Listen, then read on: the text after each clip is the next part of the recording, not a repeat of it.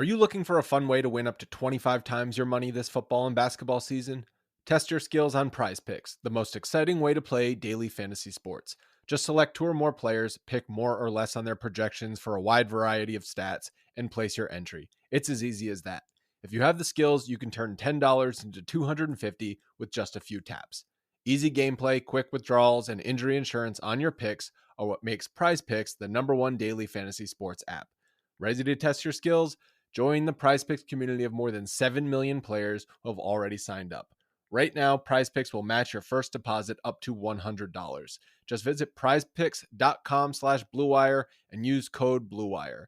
That's code BLUEWIRE at prizepicks.com/bluewire for a first deposit match of up to $100. Prize Picks, daily fantasy sports made easy.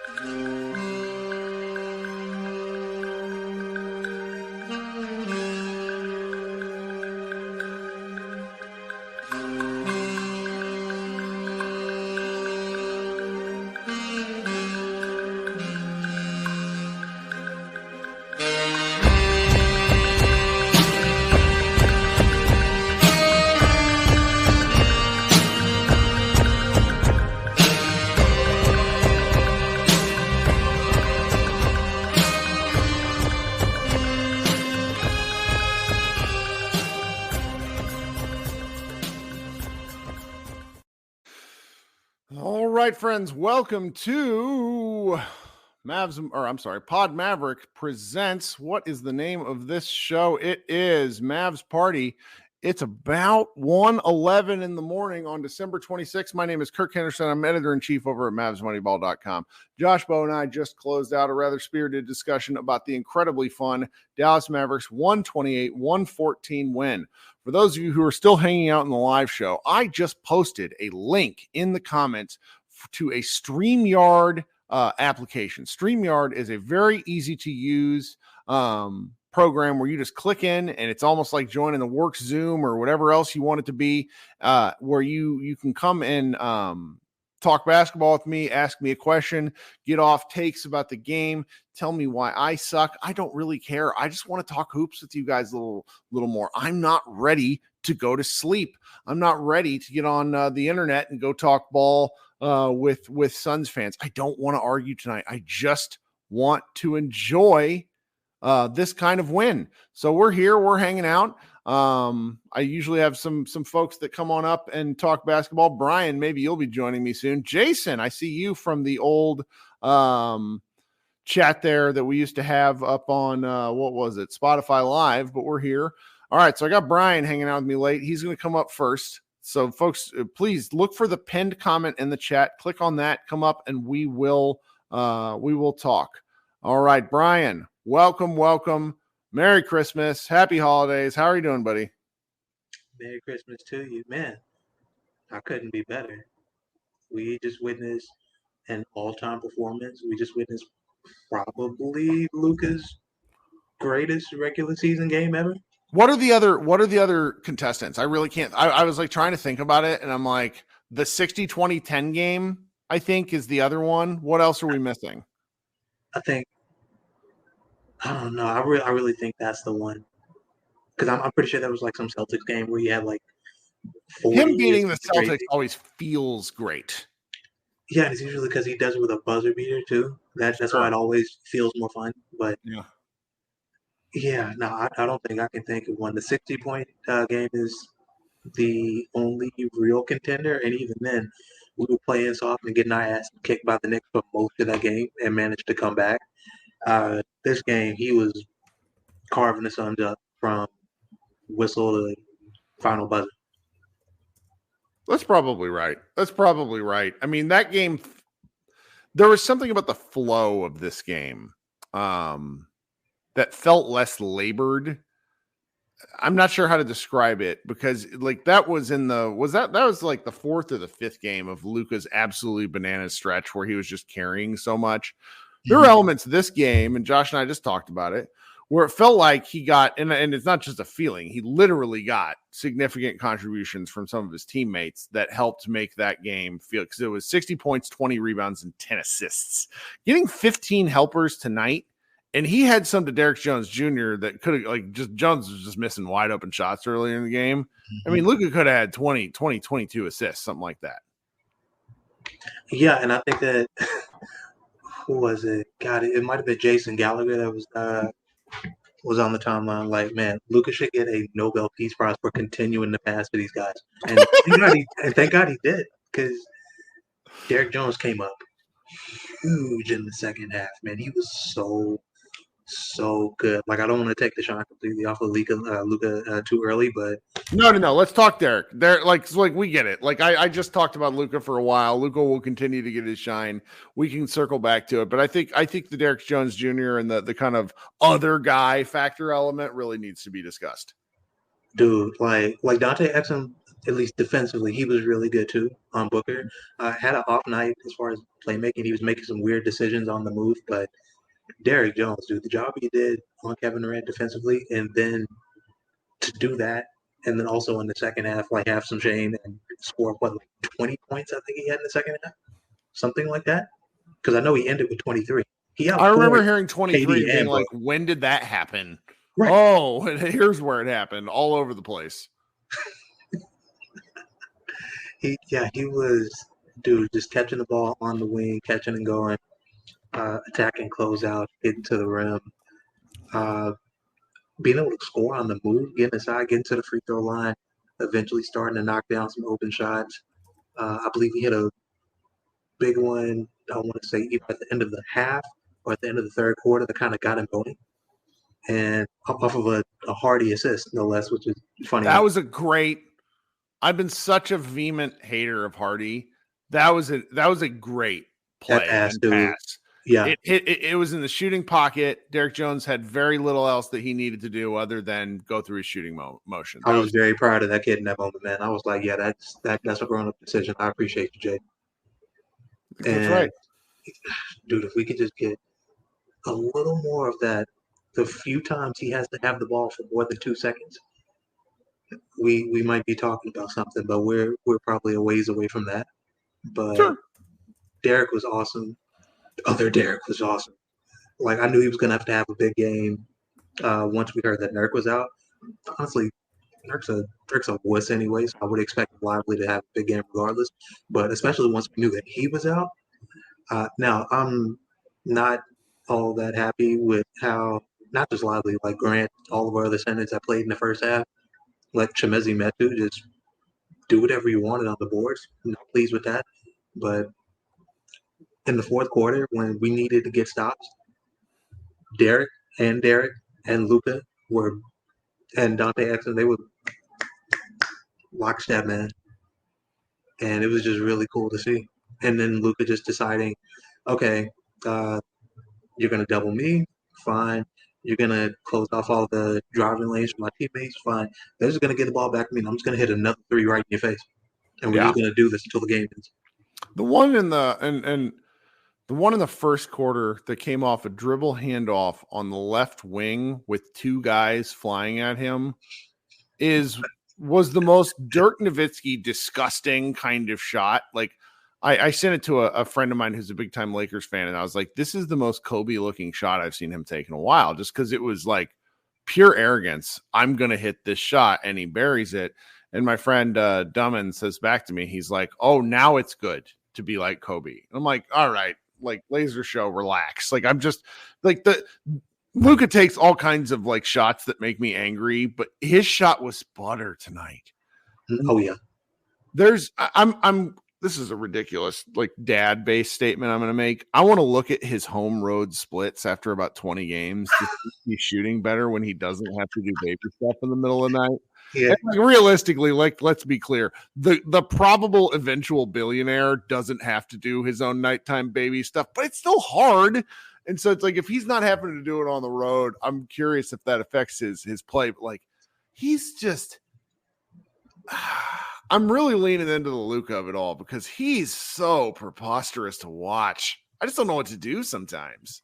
Yeah, no, dude. Like, I'll talk to or be in like playback spaces or like having back and forth on Twitter with like people who are way smarter than me about basketball. Like I was talking to or listening to the Kai Duncan's podcast with Steve Jones Jr.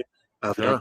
Great show. If you guys don't know what we're talking about, probably the pound for pound most basketball. If you want to learn stuff, like even if you're a hardcore guy, and I am, but there's so much I don't understand, that's probably the single best show to watch or listen to. Yeah, a lot of well-meaning, non-agenda carrying basketball talk. Right. I love those guys. Explaining stuff. It's great. Yeah. And like I'm in their playbacks a lot during games. And Nikias was talking about the different guys he had on his MVP ballot. This had to be like a week ago, maybe a week and a half ago. And where he had Luka, I think he had Luka, might have been fourth, fifth, something like that, maybe third. I don't know. He was like right behind Shea. And when he was talking about it, the way he was explaining it, obviously the numbers look good. The team is having success right now. You know, you can't really poke holes in that. There are some questionable losses here and there, but the thing that was kind of puzzling him, and I can understand, you know, why at first glance it would, the on-off numbers looking kind of funky with Luka this year. And my response to that is usually when you get a game like this, it's like, okay, I hear you about the on-off numbers looking a little funky, like with how the team is having success, you know, when he's off the court. Right. But when you factor in a lot of that happened earlier in the season when we had Kyrie and we were running out all the offensive players we could outside of Luka in lineups where he wasn't out there. You know, it'd be Kyrie, Tim, Josh, whatever other center that we had. And then we would send Luka back in with the scrub and say, make magic happen. And usually he would. And then you get games like this where if he sits a minute longer than he did, we lose this game in embarrassing fashion to Grayson Allen having 30 points, right? And so, like, when it comes to performances like this, I'm not really trying to hear about his on-off numbers. Like, look at what he's doing on the court. Look at how efficient he's being, right? Yeah. Look at how much everyone on the team is relying on him and how much he's carrying them through. Because if he honestly, even if he has the same process all game long and just a few of his shots don't fall in the first half, we're out of this game by the second quarter. You know, two thoughts kind of come to mind there. First, I think this might have been one of 7 stocks, so steals and blocks in a game. Individual markers like that defensively aren't always the best teller of how good a game defensively a player has. But if you're trying to explain to someone that this was one of Luka's finer defensive performances, that's kind of a thing I think you'd point to. Mm-hmm. But it can't be understated how valuable he was at times, where even the commentators, which, like, I'm sorry, ESPN, ABC all day long, really not my favorite, just across the board. I watched the game on mute.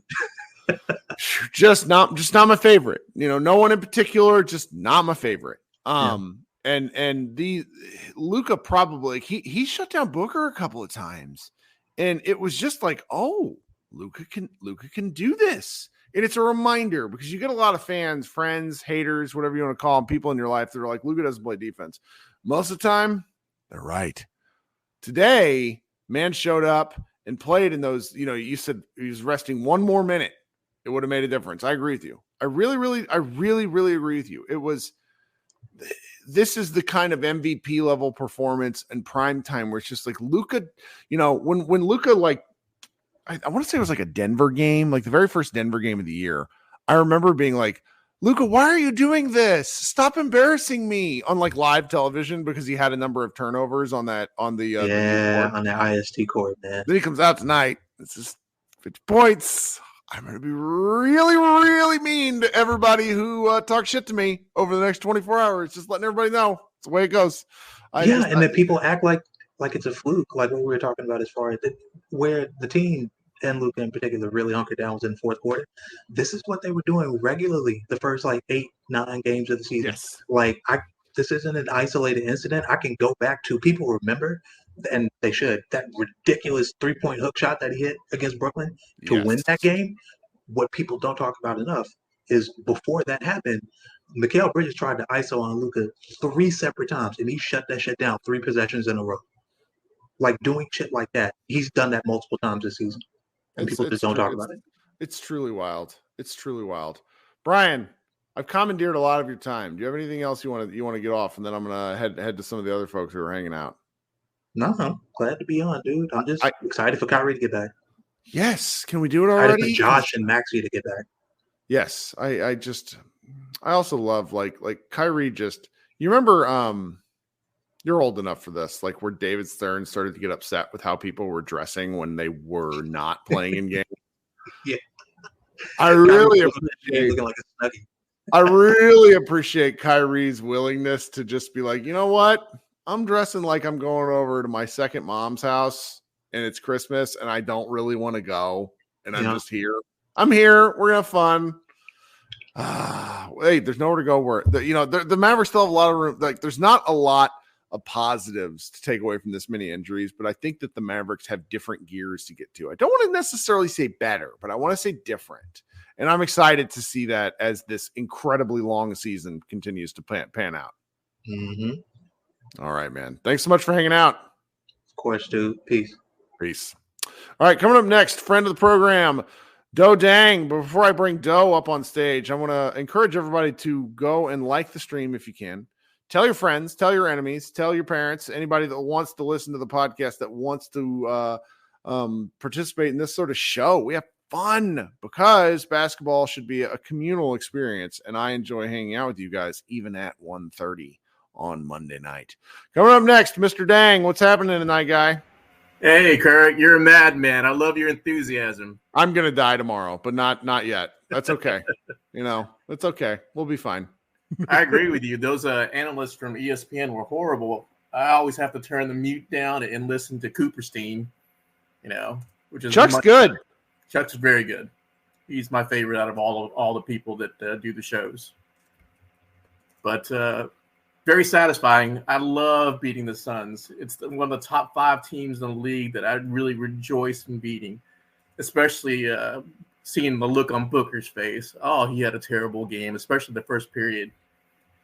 But I was a little upset. Sometimes I wish Kid would call a timeout, tell the guys, hey, quit shooting threes and attack the basket. You have 2-on-3s going to the basket, when Luka gets double teamed. They finally figured that out in the third period and started attacking the rim more, and that's when we really started closing out the game, Some of that's skill. So it's been almost 90 minutes or I guess it's been almost an hour and we've not yet made fun of Grant Williams attacking the rim and like looking like he got hit by a truck as he tried to like jump over a phone book.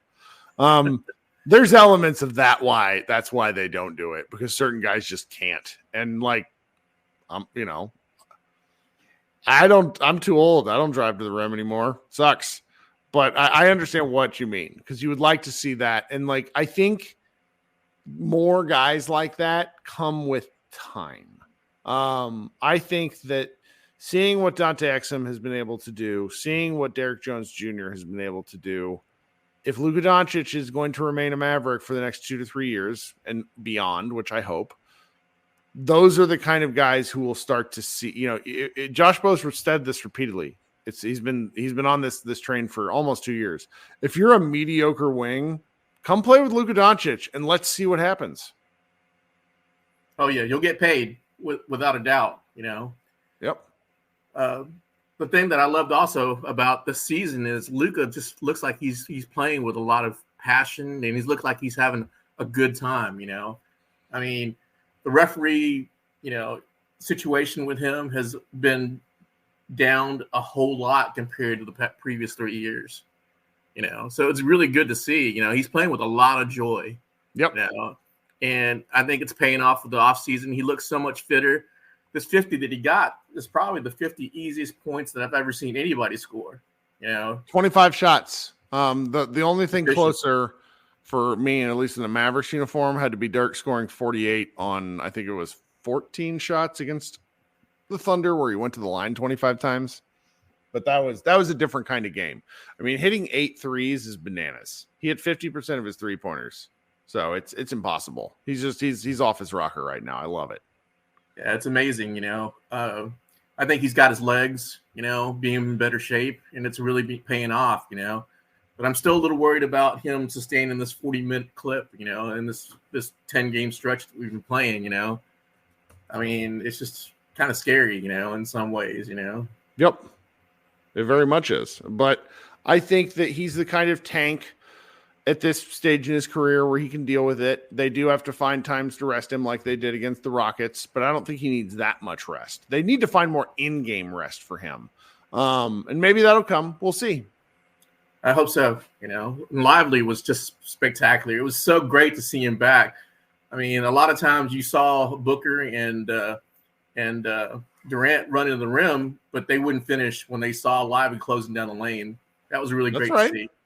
You know, that's right. Really good to see. You know, so I'm really excited. I hope we get a little more healthy and we put things together and Kid doesn't do anything to blow us up, you know? Yeah. Man, I appreciate you hanging out. You got anything else for us? No, sir. Merry Christmas, Kurt. Merry Christmas. Talk soon, all right? Yes, sir. All right. Coming up next is my man, Brandon, who's been waiting patiently down there. Then we're going to go Micah. Then we're going to go Krishna. If you would like to talk, there should be a pinned link in the YouTube comments, which you can click and come up. You don't need to show your video, though I do like it because I like seeing faces. You can do it from your phone. You can do it from your computer. It's remarkably easy. Brandon, Merry Christmas. I guess happy Boxing Day now for any of us Canadians and people, you know, that celebrate Boxing Day. How you doing, buddy? What's going on? I'm doing well, Kirk. I hope you and your family are doing well. Yeah, I've been up for 20 hours now. I'm not dying. So what you think of tonight's game? What's on your mind? Man, they played good, man. You know, shout out to Luka. You know, I kind of wish the talking heads and kind of influenced the MVP award so much, but you know, ESPN has so much influence, and just I think social media in general has so much influence over who gets what accolades and who's the quote unquote top 5 and everything. But you know, the proof is in the pudding. The dude's playing really well when he's trying on defense, and you know, he's willing the team to, you know, top spots in the Western Conference and statistically as well too. So, you know, regardless of what people say, you know, he's playing at a, you know, MVP caliber, you know, level. And I just kind of hope that it continues. But like you said, the amount of minutes that he's playing is kind of, you know, unheard of. And hopefully when Kyrie comes back, you know, he'll get to take a breather. Well, and I this is just a thought I had kind of arbitrarily right now as you mentioned Luka's minutes. So during the regular season, I think scouting reports on teams are kind of skeleton, where it's like these are the sets these guys run. This is certain guys' tendencies, yada yada yada. I think by the time Kyrie comes back, the recent tape on the Mavericks is going to be useless. Mm-hmm. And you know, obviously, you want Kyrie to play as much as possible, but there's a little bit of an element of surprise where Kyrie being an X factor is going to be really helpful. It's going to be really fun. I'm looking forward to seeing how he plays with this sort of vibe because, you know, he's not, even before he got hurt, he's had probably 10, maybe 8 games where he had spurts and maybe 2 games the entire year where he was like, oh, this is the Kyrie Irving of legend. Because Kyrie Irving is just, he's just the perfect, like, he's like a folklore basketball player because the kind of things he does, it's like Paul Bunyan, only 5'11", or no, he's taller than that. He's 6'3".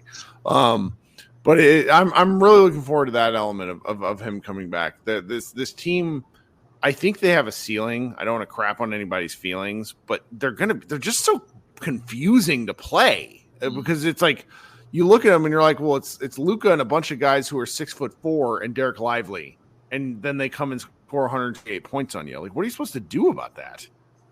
I kind of hope that Kid and, you know, Kyrie, to me, he showed that he could play 1A and 1B when they won a championship with Cleveland. So I don't think he would have a problem with being 1B, especially if they decide to do, like, I guess you could say, the quote unquote blue team, green team, or green team, white team, however they want to split up the roster to have Kyrie, or however they want to do it. I just kind of hope that kid doesn't place all of the scoring or potential scores in, the starting lineup, because I think he has talent to where he doesn't need everybody that can score on the floor at first.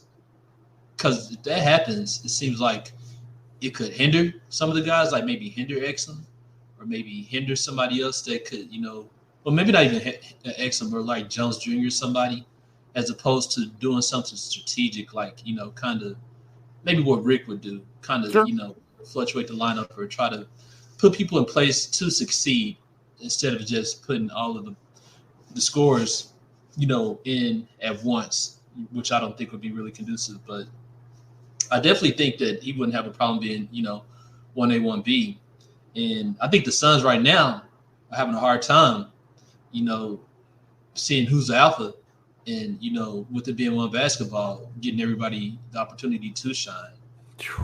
Durant, he was excellent at Golden State because there was unselfishness, all around everybody. But now these guys are just so ball dominant, just because that's just how they are. Yeah. And Cooper C made a point. He was like that, super team is kind of out the window because look, you got these three players sucking up all the money and they've only played together. I forgot how many minutes he said they played together. It's like 25. It's something insane. It's crazy. All that money and, all that talent, but they've only played together so much. But he brought the point, like, it's kind of, out the door. And you got like just Kyrie and Luka, you got enough cash flow. You should have enough cash flow to kind of, build a roster as opposed to like the super team. And I'm just kind of hoping that kid doesn't have a super team mentality and try to shove everybody in the starting lineup. I don't think so because, the Mavericks, when they won the title, I get killed for this take, but I think that like Caron Butler getting hurt was bad for the regular season, but my take was that it was good for establishing a pecking order because that year prior against the Spurs, Butler took more shots in that series than Dirk Nowitzki, which is insane. Right. And I think there's, these guys who have played on championship level rosters understand sort of role placement. And, maybe I'm wrong about Butler. It's neither here nor there. But I think that when you watch it, like the fact that the Mavericks, I think they're now 8-5 without Kyrie. And so Kyrie's a smart guy, like brilliant guy, realistically. He knows what's going to work best. He'll figure it out. And so it's like if everybody sort of knows their position, I don't think the Mavericks have any interest in building a super team. I just think they have an interest in building the best possible team that can go win games. I mean, there's, they got, the Mavericks moved on from Casey Smith. And sometimes I feel like their medical staff is like Dr. Nick from The Simpsons. And maybe I'm wrong, but these new rules with awards and stuff resulting in guys playing more has been extraordinarily helpful for the Mavericks and Luka, because Luka by now would have sat 3 games. He just would have. Right. And instead he's on the court every night and they're racking up wins. I mean, what are they now? The Mavericks are now 18-12. 18-12. Holy shit, man.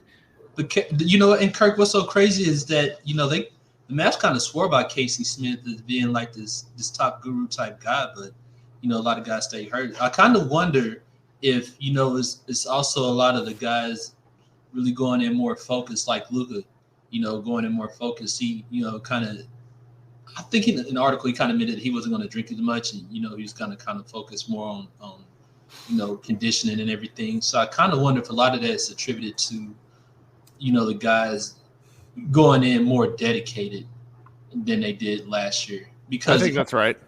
The way that they're playing is also kind of a testimony of, if that's the case, of hard work. Because think about Hardaway.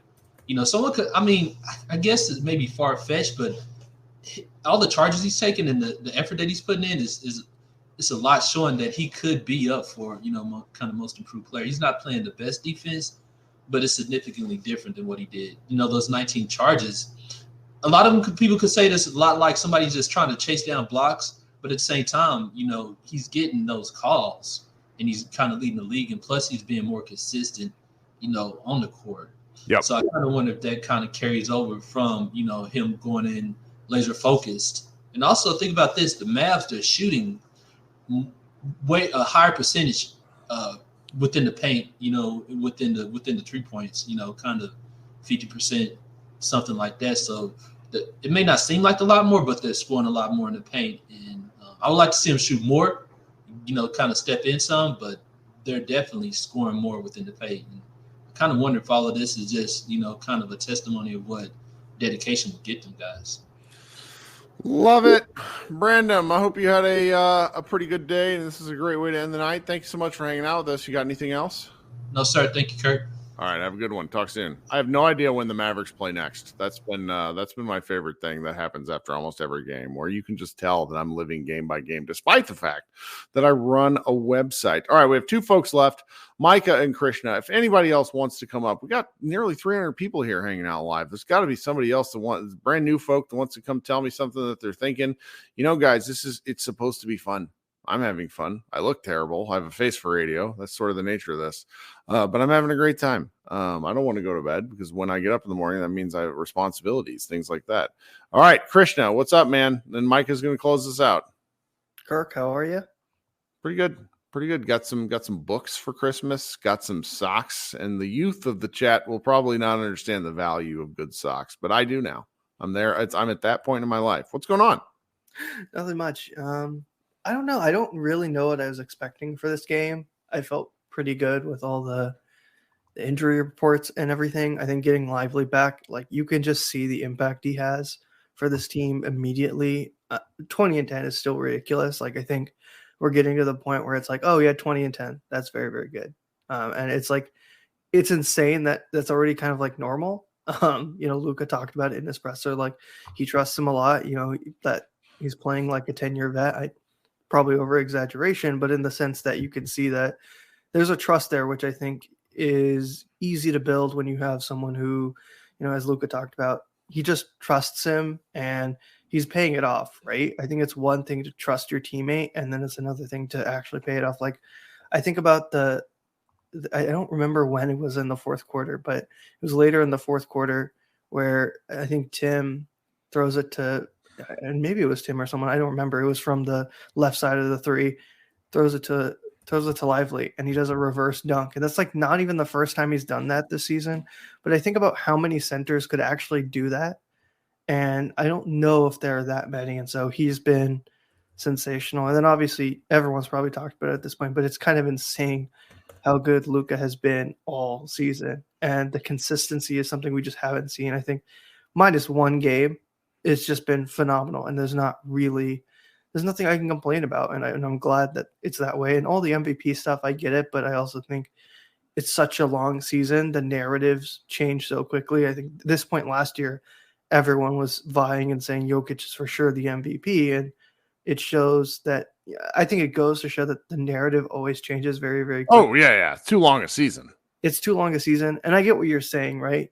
Right now, I would say, yes, I agree. I think Embiid's probably the likelihood favorite just because of their record. But I think one thing I think that's going to hurt his narrative is if he keeps missing these big games, his playoff record is going to kill him, and him missing a lot of games is going to kill him.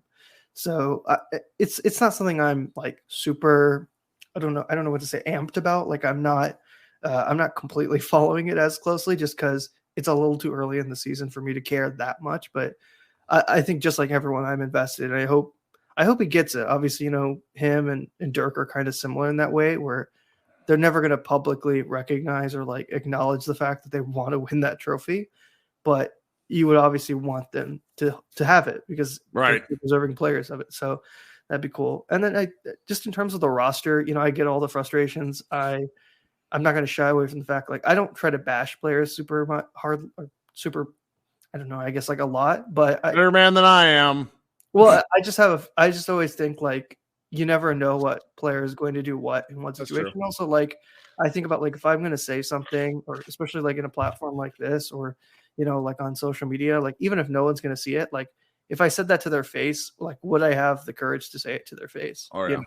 So that's kind of why, and it's just a personal thing, right? I need to like make this clear. If you want to say whatever you want to say, sure, feel free to do it. Like everyone's open to it. It's just for me personally, and so But I can admit, like, Grant has just not been good. He's not been good. And I think it's more than a deserved benching, and he needs to kind of look in. It's not a benching. It's just he's not been good enough to play in the starting role. And so until he makes the case, if he makes the case to start again, that is all for the good for the Mavericks.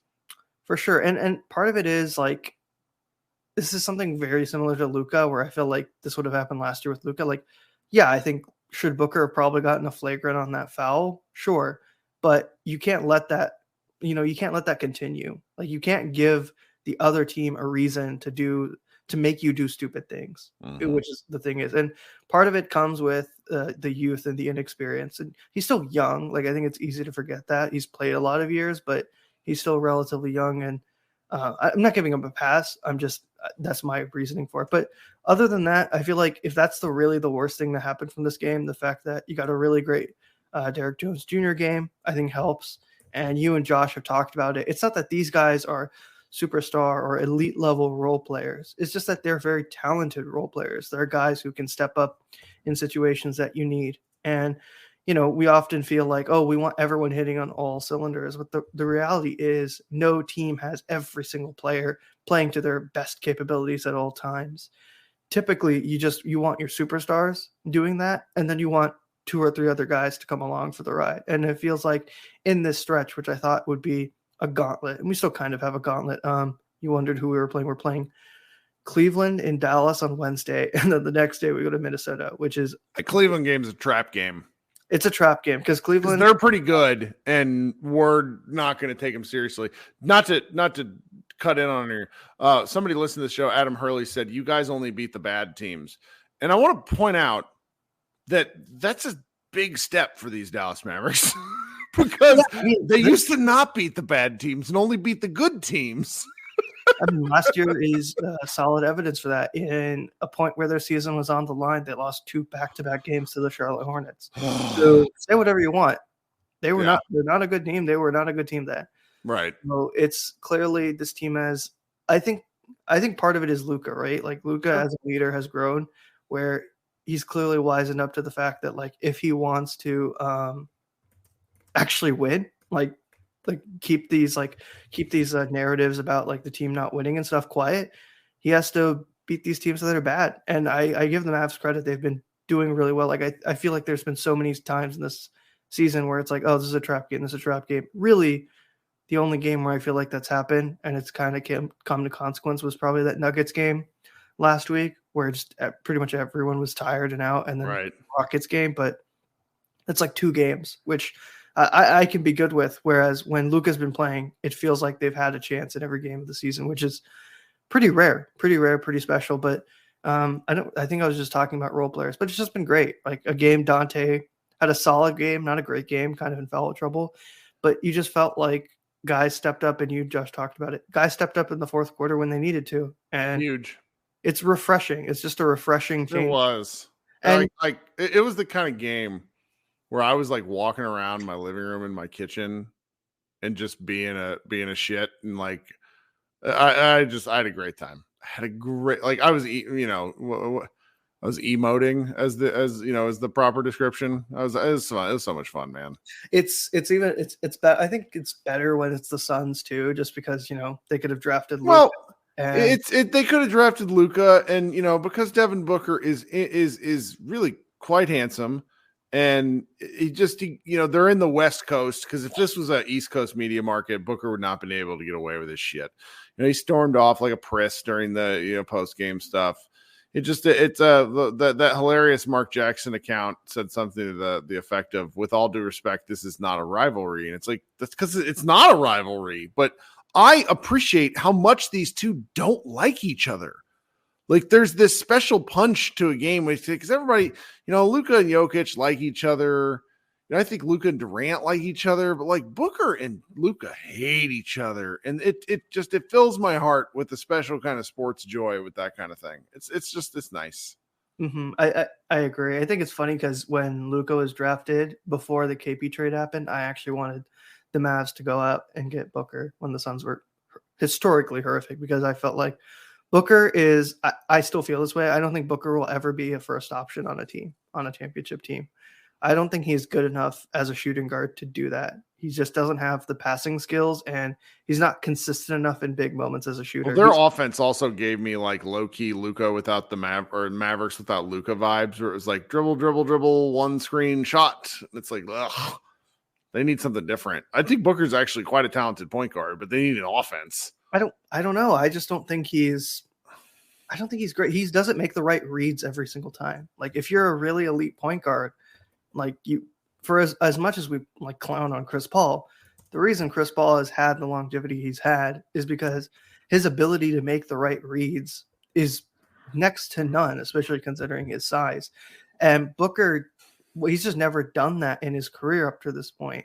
And so having him do that, he's had moments of doing it this season, but he's not done it consistently, 1 over his career and 2 over this season. And the better teams are going to force you into mistakes, force you to play, force you to make make your toughest moments, try to make something happen. That's what makes Luka, Jokic, LeBron really great, is even in a situation where they're quote unquote negative players, specifically on offense, they can still get something done, whether it's making their team, getting a team that just shot, whatever. And I don't think Booker, I'm not going to say Booker could never get there. I shouldn't say that, but he's not there yet. And I think that's what is holding him back. And I look at the Suns overall and, all the offseason talk about their signings. And I look and I say, look, those guys are good players, but they're all good if they're your 10th to 15th guy on your roster. Where That's right. You have 1 or 2 injuries. They're going to come in for a few games. That's fine. But when you're asking Chimezie Metu and, you're asking Okogie and you're asking, obviously Grayson Allen had a good game tonight, but you're asking these guys to be your 6th, your 7th, your 4th, your 5th, now your 3rd player at times. It's just not going to be viable, especially when Kevin Durant, he's just getting older. Like that's just the hard truth. I mean, it's a miracle he came off the Achilles at that time and played so well. And so I don't know, that's just the Suns. They have their own problems. But for me, I think it's just been encouraging. Like, I think I obviously want this team to win a championship, but I also know, my brain has one thing where it's like, I know realistically this team is probably not going to. But in my heart, I'm just also enjoying that this team is playing winning basketball. And some of the games, yes, they're not comfortable, but it's exciting to feel like the team has had a chance in most of these games that they've played in, which is something I feel like we haven't always been able to say. It feels like when we've gotten these wins, it feels almost like, oh, wow, I don't know how we did it. And now it feels like there's almost a formula, like a consistency to this team is going to fight back. They're not going to let malaise take over them, which is something we saw a lot last year and even the year before. And I think that's something positive and hopefully it continues. And, I'm not going to take anyone's night up too long more, but everyone take care and have a great night. You too, man. Thanks so much for hanging out. I'm bringing up my guy, Micah here last. But before we close out, I want to note, head on over to MavsMoneyball.com. If you're not able to sleep, one of our guys, Isaac, turned in 1,800 words on Luka Doncic scoring 10,000 points for his career. It starts off as a bit of a newser, but then he breaks down just how the 10,000 points happened. Great work. Was really excited to get it for a Christmas Day game. There's also, the recap. I apparently have to go write a post after this, which I cannot tell you how not pleased I am about that, but it's my own fault. I run the website. I could have literally given out to somebody else, but I'm a fucking moron. Micah, welcome to the show. Kirk, how's it going? Well, it's going. I got to think how to get through tomorrow. I got my 7-year-old home with me. We might be playing some video games. We might be I invested one of his Christmas presents was this cool product called Dribble Up, which uses the iPad and it teaches like sports classes. I'm going to be real tired, going to be injecting caffeine into my eyeballs, but right now I'm having a great time. So what's going on? Well, let's start off with the obvious. 15, 7, 4, and 3 is just preposterous. That is a dawn. That is what a top 5 player can do for a team. That's right. That's right. And it's just like he has to be the greatest equalizer in sports. It's like he changes you from a bottom tier team to automatic contender. Like what he's doing on the court is just amazing.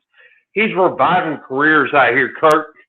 These guys didn't have a spot in the league. They're taking Bettmans, and now all of a sudden they're looking like borderline all-stars. Like, we're doing this with 19-year-old rookies.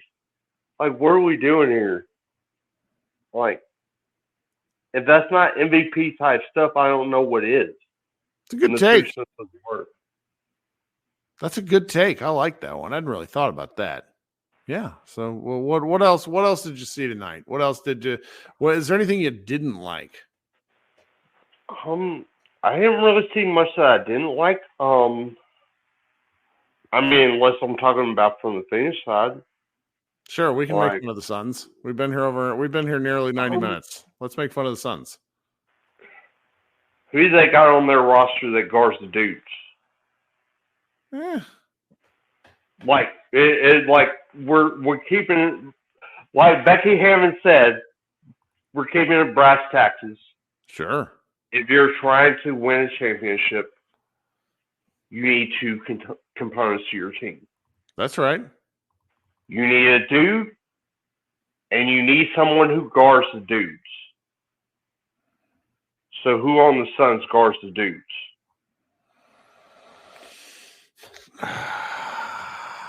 I like the take because they don't, who's the I don't even have the box score pulled up anymore. Who should it be? Josh Okogie, maybe? Keita Bates Diop, are those like maybe the two? I mean, I suppose you would say, but they're like Vanderbilt. Sure, they're so negative offensively that you can't have them on the floor. I mean, Grant Williams is like, I don't think you risk not Grant Williams, Ted Cruz. What the fuck? What's his name? Grayson Allen. Grayson Allen. Yeah, you don't risk Grayson Allen because he might cause like an international incident with how he plays defense. Yeah.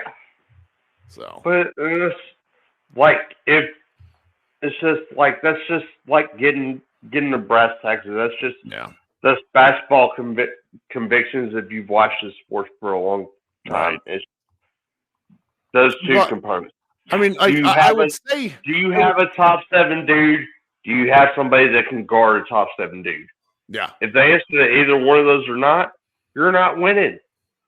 That's right. It's tough. I mean, I feel like the Mavericks have sort of similar problems. Only when Luka is so good offensively, sometimes it doesn't matter. They desperately need Grant Williams, and I've decided that Grant Williams is late stage Nation of Domination D'Lo Brown.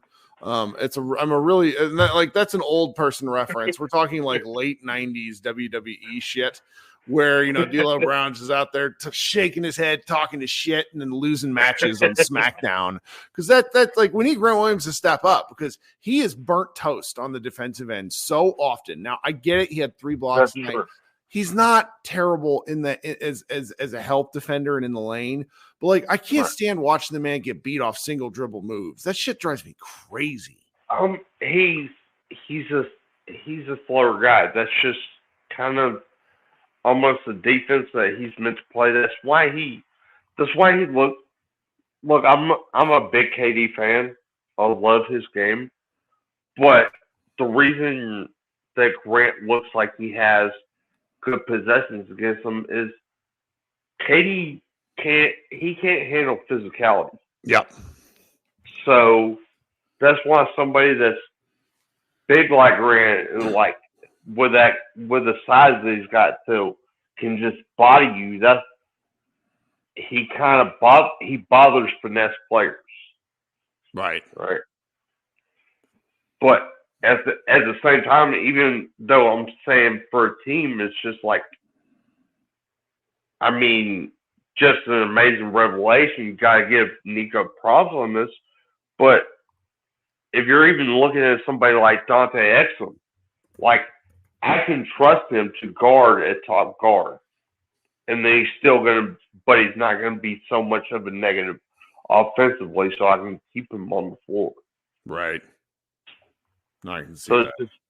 It's just different aspects for the team, and I don't feel like they have that in Phoenix, and I think that's part of why KD is frustrated. That's why the reports are coming out. But I mean, he keeps on doing it to himself. That's where I settle with him. That's where I settle with him for sure. But I will take him on the Dallas Mavericks for the low price of Jaden Hardy, and that's all. Absolutely. Grant Williams, Jaden Hardy, and Grant Williams. Check it out. We got you, Timmy, Rashawn Holmes, and whatever else. You want some depth? Here's some depth. We got it. Good man. Please throw you up first, sir. All right. Well, I'm going to clear out because I got to go to bed soon. Thanks so much for staying up late and talking with us. All right. Yeah. Merry Christmas, Kirk. Merry Christmas as well, big guy. Talk soon.